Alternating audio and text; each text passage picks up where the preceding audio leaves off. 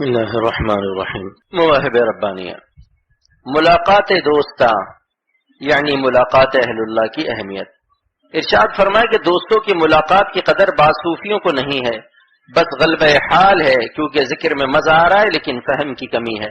دوستوں کی ملاقات اتنی اہم ہے کہ جنت میں بھی اللہ تعالیٰ فرما رہے ہیں فَادْخُلِي فِي عِبَادِي، کہ جاؤ پہلے میرے خاص بندوں سے ملو۔ عبادی میں یا نسبتی ہے، یعنی یہ میرے ہیں، جو دنیا میں کثرت تعلقات اور کثرت اسباب معاصی اور اسباب شہوات نفس میں رہتے ہوئے بھی یہ نفس کے نہ ہوئے، غیروں کے نہ ہوئے، میرے بن کر رہے، تو جب یہ دنیا میں میرے رہے تو میں کیوں نہ ان کو کہوں کہ یہ میرے ہیں۔ فَادْخُلِي فِي عِبَادِي، میں اپنے خاص بندوں کی ملاقات کو مقدم فرمایا۔ وَادْخُلِي جنتی، میں جنت کو مؤخر فرمایا۔ یہ تقریر میرے شیخ حضرت مولانا شاہ عبد الغنی صاحب پھول پوری رحمۃ اللہ علیہ کی ہے۔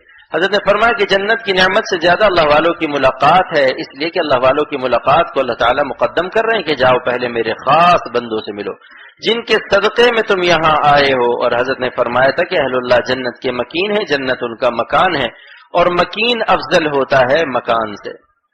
اور دنیا میں بھی اللہ تعالیٰ کو مطلوب ہے کہ اہل اللہ کے پاس زیادہ رہو، نفلی عبادات کا اتنا اہتمام نہ کرو جتنا اللہ والوں کے ساتھ رہنے کا کرو۔ فرماتے ہیں کونوا مع الصادقین، اللہ والوں کے پاس رہ پڑو۔ اللہ مالوسی نے اس کی تفسیر میں فرمایا کہ خالطوہم لتکونوا مثلہم، اتنا ساتھ رہو کہ تم ویسے ہی ہو جاؤ، تمہارے دل میں وہی درد آ جائے، آنکھیں ویسے ہی اشکبار ہو جائے، تمہارے سینے میں ویسے ہی تڑپتا ہوا دل آ جائے، ویسے ہی تقویٰ تمہیں نصیب ہو جائے۔ اب اس کی دلیل شرعی پیش کرتا ہوں، اور یہ علم عظیم الحمدللہ بھی عطا ہوا کہ اگر اللہ تعالیٰ کو اپنے بندوں کی آپس میں ملاقات اور ملنا جلنا مقصود نہ ہوتا تو جماعت کی نماز واجب نہ ہوتی، بلکہ یہ حکم ہوتا کہ اپنے اپنے گھروں میں نماز پڑھو، دروازے بند کر لو، خلوتوں میں مجھے یاد کیا کرو۔ نہیں، بلکہ پانچوں وقت مسجد میں جاؤ اور میرے بندوں سے ملو۔ اس میں ملاقات کی اہمیت ہے کہ مسلمان آپس میں ملتے بھی رہیں۔ کوئی باپ نہیں چاہے گا کہ میرے بیٹے ہمیشہ الگ الگ رہیں۔ اگر بھائی آپس میں ملے جلیں، کھائے پیئے، ایک دوسرے کی دعوت کرے تو ابا خوش ہوتا ہے۔ اللہ تعالیٰ نے 7 دن تک تو پنجگانہ ملاقات رکھی، لیکن جمعے کے دن ایک بڑا اجتماع رکھا۔ چھوٹے چھوٹے گاؤں میں جمعہ نہیں ہوگا، قریہ کبیرہ میں جاؤ۔ اس طرح جمعے میں اور زیادہ مسلمانوں سے ملاقات ہو گئی۔ پھر عید و بقرعید میں اور زیادہ اجتماع بڑھا دیا، پھر حرمین شریفین میں حج عمرے کے لیے آؤ جہاں سارے عالم کے مسلمان مل جائیں گے۔ معلوم ہوا کہ اہل اللہ کی ملاقات عظیم نعمت ہے اور عند اللہ مطلوب ہے۔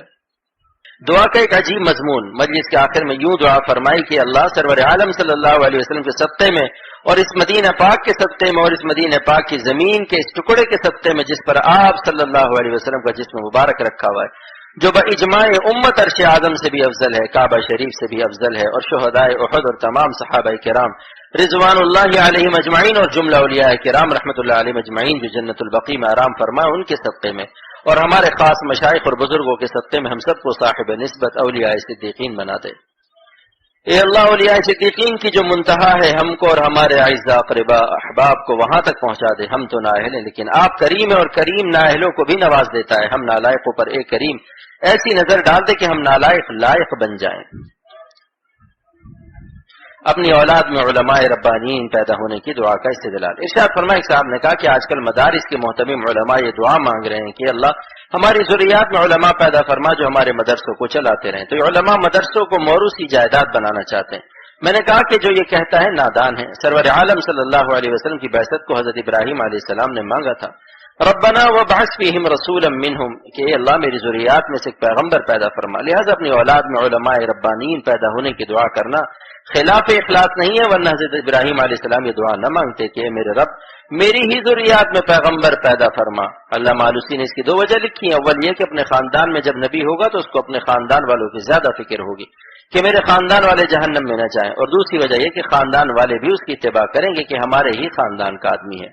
چنانچہ حضرت مفتی محمد شفیع صاحب نے میرے شیخ سے سوال کیا تھا کہ میرے بیٹے مولانا رفیع اور مولانا تقی عالم ہیں، لیکن اگر میں ان کو مدرسے میں رکھتا ہوں تو قوم مجھے بدنام کرے گی کہ اقربا پروری کر رہا ہے۔ شیخ نے فرمایا کہ آپ اس کی پرواہ نہ کریں، دونوں کو مدرسے میں رکھیں۔ آپ کے بیٹوں کو جو مدرسے کی قدر ہوگی کہ میرے باپ نے بڑے خون پسینے سے دارالعلوم بنایا تو وہ دوسروں کو نہیں ہو سکتی، کیونکہ جو مفت کی پاتا ہے مفت میں اڑاتا ہے۔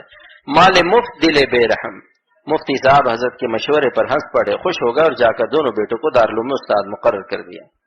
اہل اللہ کو اہل دل کیوں کہا جاتا ہے؟ ارشاد فرمائے کہ مکھی کے پر ہیں لیکن اس کے پروں کو کسی نے پر تسلیم نہیں کیا، کیونکہ غلاظت پر گرتی ہے۔ اور جو پروانے روشنی پر فدا ہو رہے ہیں ان کے پروں کو پوری کائنات نے تسلیم کر لیا کہ یہ پروانے ہیں. اسی طرح جو لوگ مرنے والوں پر مرتے ہیں ان کو اہل دل نہیں کہا جاتا، کیونکہ ان کے دل مٹی پر مٹی ہو کر مٹی ہو چکے ہیں. اور جن کے دل اللہ پر فدا ہو گئے ان کو کہا جاتا ہے کہ یہ اہل دل ہیں. میرا فارسی کا شعر ہے، اہل دل آکس کے حق را دل دہد، اہل دل آکس کے حق را دل دہد، دل دہد اورا کے دل رامی دہد، دل دہد اورا کے دل رامی دہد. اہل دل وہ ہیں جو اللہ تعالیٰ کو دل دیتے ہیں جس نے کہ دل بنایا ہے. اہل اللہ سے عدم محبت، اللہ سے عدم محبت کی دلیل. ارشاد فرمایا کہ جس کو اللہ والوں سے مل کر خوشی نہ ہو، یہ دلیل ہے کہ اس کے دل میں اللہ کی محبت نہیں ہے. ایک شخص کہتا ہے مجھے کباب سے بہت محبت ہے اور گلی سے آواز آتی ہے کباب والا، لیکن اس کے قلب پر کوئی کیفیت نہیں آتی، اور وہ یہ نہیں کہتا کہ از کجا می آید ای آواز دوست، کہ یہ میرے دوست کی آواز کہاں سے آ رہی ہے، تو معلوم ہوا کہ یہ شخص عاشق کباب نہیں. محبت حق کی ایک علامت. میرے شیخ نے فرمایا تھا کہ اگر دوسرا بھی اللہ کا نام لے لے اور کہہ دے اللہ، تو اگر وہ اللہ والا ہے تو اللہ کا نام سن کر اس کے دل پر کیفیت طاری ہو جائے گی کہ کون میرے محبوب کا نام لے رہا ہے. فرمایا کہ جب میں حج کرنے گیا تو مکہ شریف میں ایک شخص ہندوستان سے آیا تھا جس کے اکلوتے بیٹے کا نام حامد تھا، کہ ایک عرب نے اپنے بیٹے کو آواز دی یا حامد، پس وہ ہندوستانی کانپنے لگا، اس کو اپنا بیٹا یاد آ گیا. لہٰذا یہ کیسے ممکن ہے کہ اللہ کا عاشق ہو اور اللہ کا نام سن کر مزہ نہ آئے. نسبت مع اللہ کی مثال مشک سے. ارشاد فرمائے کہ جس ہرن کی ناک میں مشک پیدا ہو جاتا ہے تو اس کے بعد وہ سوتا نہیں، کھڑے کھڑے اونگ لیتا ہے اس ڈر سے کہ کہیں کوئی شکاری میرا مشک نہ چھین لے. اسی طرح جس کے دل کو نسبت مع اللہ عطا ہوتی ہے اس کو پھر غفلت نہیں ہوتی، وہ ڈرتا رہتا ہے میری نسبت مع اللہ کو نقصان پہنچانے والی شکریں کہیں قریب نہ آ جائیں، کہ دل کا لگاؤ ان کی طرف ہو جائے، یہ بد نظری نہ ہو جائے اور نسبت مع اللہ کو نقصان پہنچ جائے. اللہ پاک عمل کی توفیق عطا فرمائے.